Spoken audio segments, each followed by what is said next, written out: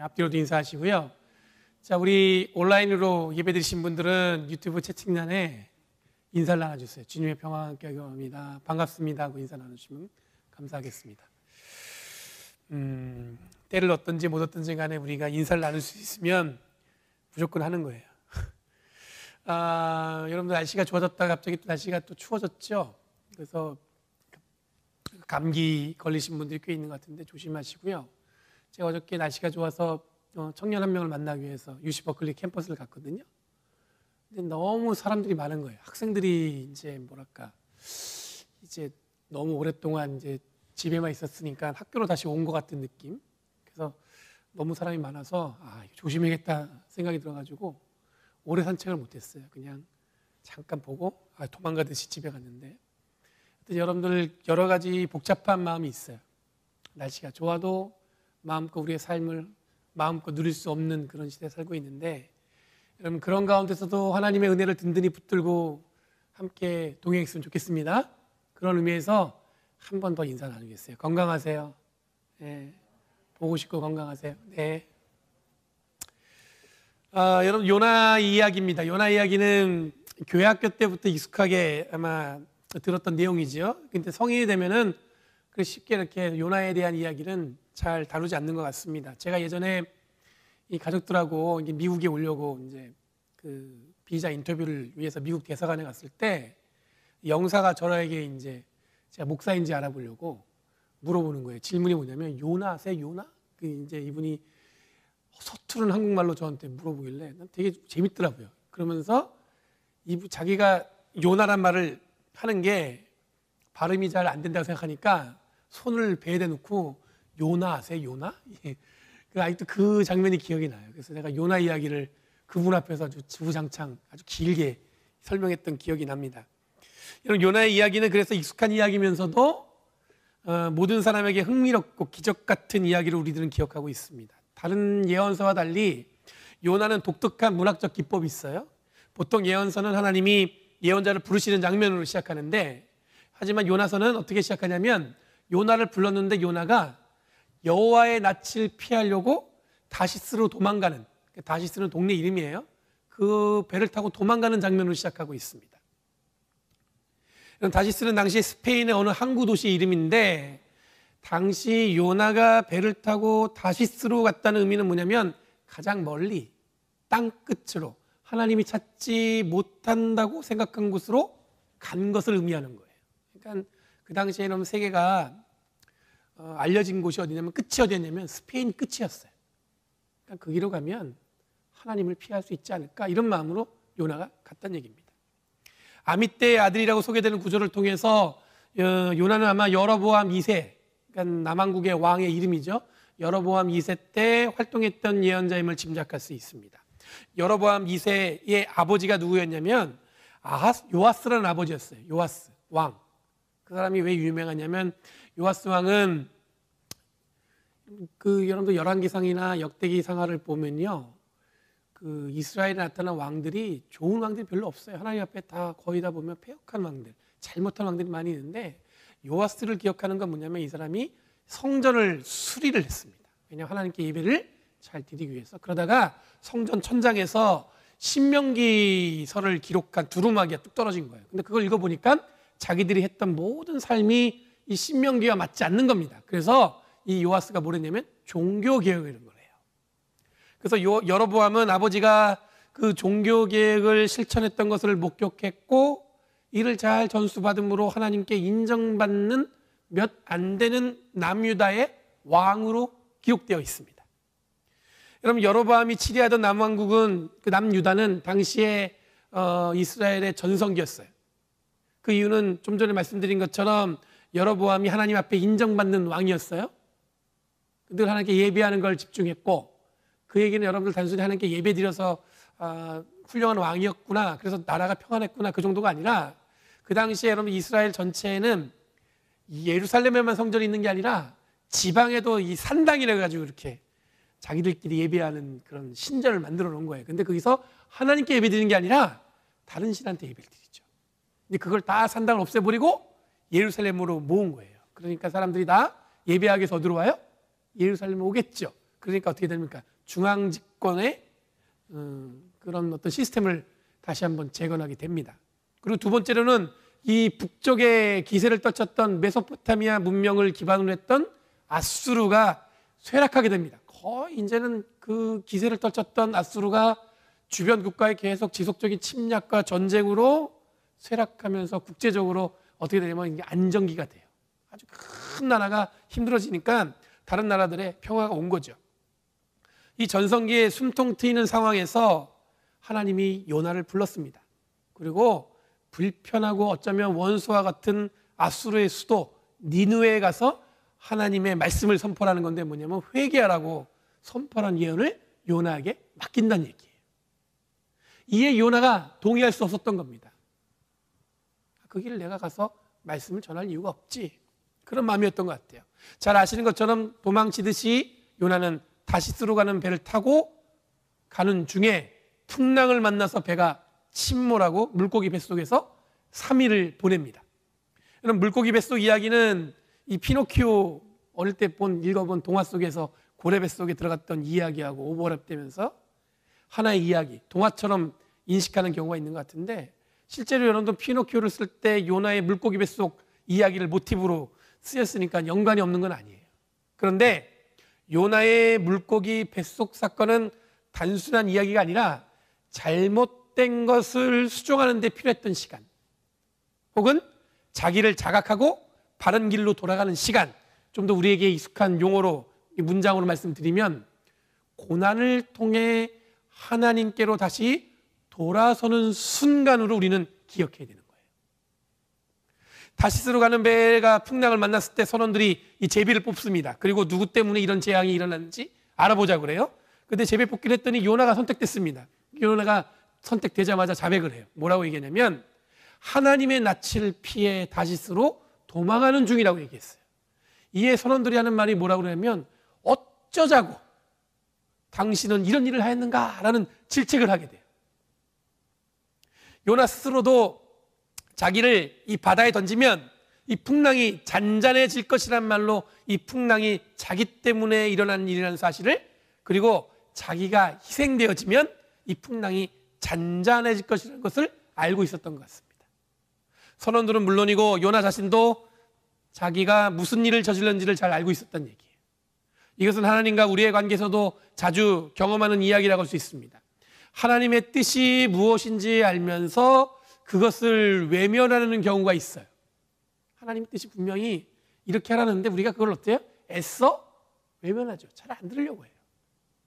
이 선원들도 그것이 문제라고 얘기하고 있는 겁니다. 그래서 어찌하여 그런 일을 하려고 그런 짓을 했냐고 질책을 하는 거겠죠. 요나 자신도 이것이 문제라는 것을 알고 있었던 것 같습니다.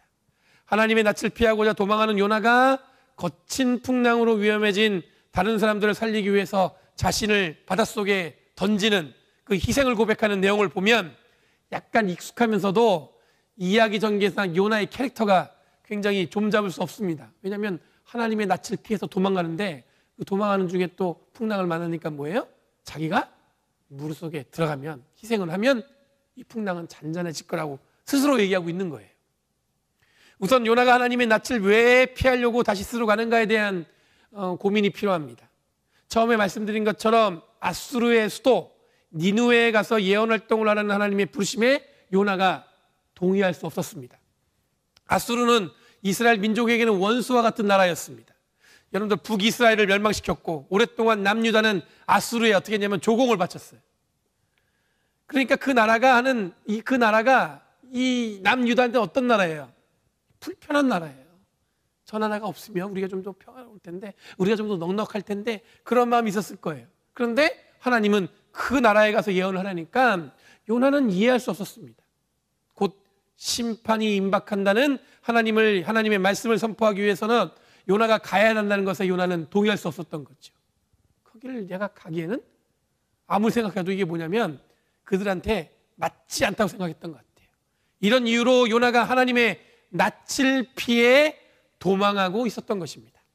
이 도망의 여정은 풍랑으로 물속에 던져짐으로 마무리되는 것으로 보였는데, 그런데 하나님이 물고기를 준비하셔서 요나를 3일 동안 물고기 뱃속에 머물게 합니다. 이 3일을 보내면서 요나의 고백은 하나님의 낯을 피하는 자에서 하나님의 구원을 소망하는 자로 변화돼요. 이게 마치 실제로 여러분들 이거를 학자들은 연구를 했어요. 물고기 속에서 사람이 3일 동안 살 수 있느냐 없느냐 이거를 연구한 사람도 있어요. 근데 여러분들 정말 중요한 건 뭐냐면 물고기 뱃속의 이야기는 한 인간의 존재가 하나님의 낯을 피하려고 도망갔던 사람이 뭘로 바뀌었어요? 하나님의 구원을 소망하는 자로 바뀌었다는 게 더 중요한 거예요. 요나서 2장 7절에 보면 요나가 이렇게 고백합니다. 내 목숨이 힘없이 꺼져갈 때에 내가 주님을 기억하였더니 나의 기도가 주님께 이르렀으며 주님 계신 성전에까지 이르렀습니다. 이라고 고백하고 있어요. 그럼 요나가 지금 물고기 뱃속에서 뭘 찾은 거예요? 새로운 희망을 찾은 거죠. 주님의 구원이 나한테 있구나. 거의 죽음의 가운데 있는데 요나가 발견한 건 뭐냐면 주님의 구원이 나한테 있구나. 여러분, 이런 변화를 맞이한 요나가 3일 만에 물고기 뱃속에서 세상에 뱉어졌습니다. 그리고 오늘 읽은 본문을 통해서 요나의 사역이 시작됩니다. 니느웨는 3일간 다녀야 되는 정도로 도시가 크다고 소개하고 있어요. 그런데 그곳을 하루만 다녔는데, 그리고 요나가 외쳤습니다. 40일만 지나면 니느웨가 무너진다? 그렇게 선언한 거예요. 3일을 다녀야 할 큰 도시에 하루만 외쳤는데 바로 반응이 왔습니다. 5절에 보면 우선 니느웨 백성들이 하나님의 말씀을 믿었다고 이야기하고 있어요. 그리고 바로 금식을 선포하고 가장 높은 사람부터 낮은 사람들까지 굵은 베옷을 입었다고 얘기하고 있습니다. 여기서 베옷은 사크라는 말이에요. 히브리어로. 그거는 염소털로 만든 굉장히 거친 옷을 말하는 겁니다. 주로 상복, 누가 돌아가셨을 때 상복으로 입거나 혹은 여러분들 애통하며 참회할 때 입는 옷을 말하는 겁니다. 그래서 이것을 베옷으로 우리 한국말로 번역한 이유는 우리가 누가 돌아가시면 예전에 여러분 베옷을 입었잖아요. 삼베옷을 입었기 때문에 이제 그거를 따는 건데 원래는 염소털로 만든 거친 옷이에요. 근데 누가 돌아가셨을 때 상복으로만 입는 게 아니라 자복하고 회개할 때 입는 옷도 바로 그런 옷이었다는 얘기죠. 간단히 말해 요나의 선언에 여러분들 니느웨 백성들이 모두 참회하며 하나님의 심판을 두려워했다는 겁니다. 전 개인적으로 저는 요나가 이 물고기 뱃속에서 3일 동안 있었던 그 사건보다 니느웨 백성들이 요나의 예언을 듣고 즉각적으로 회개했다는 게 더 기적 같다는 내용이 들어요. 어떻게 말씀을 자기들 한 번도 본 적이 없는 사람이 와서 지금 40일 있다가 니느웨가 무너진다고 했는데 그 말을 듣고 사람들이 다 베옷을 입고 회개할 수 있겠어요? 그 뒤에 읽어보면 왕도 회개하고요. 심지어 그 니느웨에 있던 동물들도 베옷을 입고 여러분들 회개한다고 얘기가 나오고 있습니다. 여러분, 하나님께서 그들이 뉘우치는 것, 10절 말씀에 보면 그 결과 나오는데 하나님께서 그들이 뉘우치는 것, 곧 그들이 저마다 자기가 가던 나쁜 길에서 돌이키는 것을 보시고 하나님 어떻게 했냐면 뜻을 돌이켜 그들에게 내리시겠다는 말씀하신 재앙을 내리지 않으셨다. 그럼 니느웨의 즉각적인 뉘우침으로 하나님이 뜻을 돌이켜서 재앙을 내리지 않기로 하셨다는 겁니다. 이것을 간단하게 말씀드리면 회개는 하나님의 회개를 이끈다는 의미예요. 여러분, 하나님이 뜻을 돌이켜, 이 말은 니쿰이라는 여러분들 히브리어를 번역한 말입니다. 이 말은 여러분 comfort, repenting 이런 뜻으로 해석할 수 있는데 우리에게 익숙한 말로 그냥 회개죠. 영어 성경에 보니까 change mind, 어떤 성경에 보니까 relent라는 말로 썼어요. 그 말은 뭐냐면 노여움을 푸셨다 이렇게 번역했는데 원어의 의미는 어디에 가깝냐면 회개에 가깝습니다. 여러분 뜻이 어떻게 되었건 간에 예상치 못한 니느웨의 즉각적인 회개에 하나님 어떻게 하신 거예요? 마음을 바꾸셨다. 여러분, 이를 통해 우리들이 확인하는 것은 뭐냐면 회개하는 행위는 하나님의 마음을 바꾸신다는 것을 확인할 수 있습니다. 우리가 마음을 돌이키면 하나님도 돌아서신다는 얘기예요. 여러분, 요나서에서 가장 중요한 본문은 제가 개인적으로 볼 때는 오늘 본문 중에 읽었던 10절 말씀입니다. 하나님은 변함없으신 분이시지만 회개하는 자들에게는 마음을 바꾸셔서 은혜를 주신다는 거예요. 이 지점에서 우리들이 확인하고 기억해야 할 중요한 내용들이 있습니다. 여러분도 구원과 하나님의 심판에 대한 이해에 있어서 우리들은 다양한 의견들을 듣고 있습니다. 요나가 하나님의 낯을 피해 도망친 이유는 니느웨 같은 이방 도시가 하나님의 예언을 들을 가치가 없다고 판단했기 때문입니다. 그리고 자기의 원수와 같은 이방 나라인데 그들에게 무슨 하나님이 그 예언까지 해가지고 그들한테 어떤 관심을 보이는 것 자체가 이 요나로서는 용납하기 힘든 거예요. 기본적으로 요나는 하나님의 긍휼하심보다는 하나님의 구원은 제한되어져야 한다는 어떤 배타적인 마음이 가득했던 것 같습니다. 실제로 이런 많은 이스라엘들은 이 강한 선민의식이 있어요. 우리는 하나님께 선택받은 사람들이라고 해서 자기들이 더 특별하다고 생각합니다. 그러다 보니까 하나님의 은혜는 어떻게 해요? 제한적으로 해석을 해요. 어떻게 보면 여러분들 이스라엘을 좀 가보지 못했지만 거기서 제가 한국에서 석사 공부할 때 저희 선생님이 이스라엘에서 공부했거든요.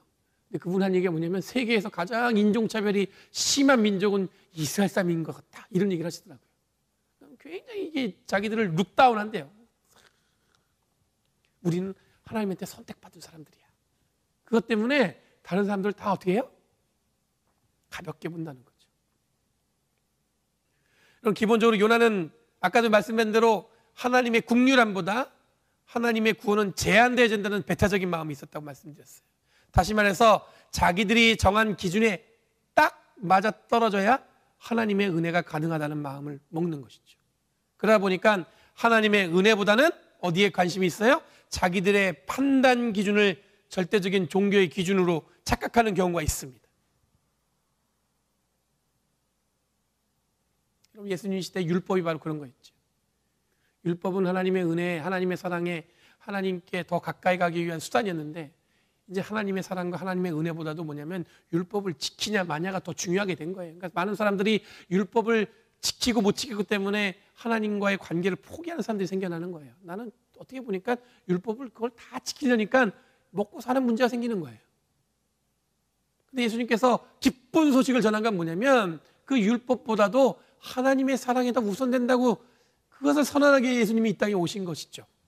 오늘날도 여러분들 어쩌면 그런 배타적인 마음을 갖는 분들과 비슷한 마음을 갖는 분들이 있습니다. 하나님의 구원은 보편적일 것까 아니면 배타적인 것까라는 의견이 다양해요.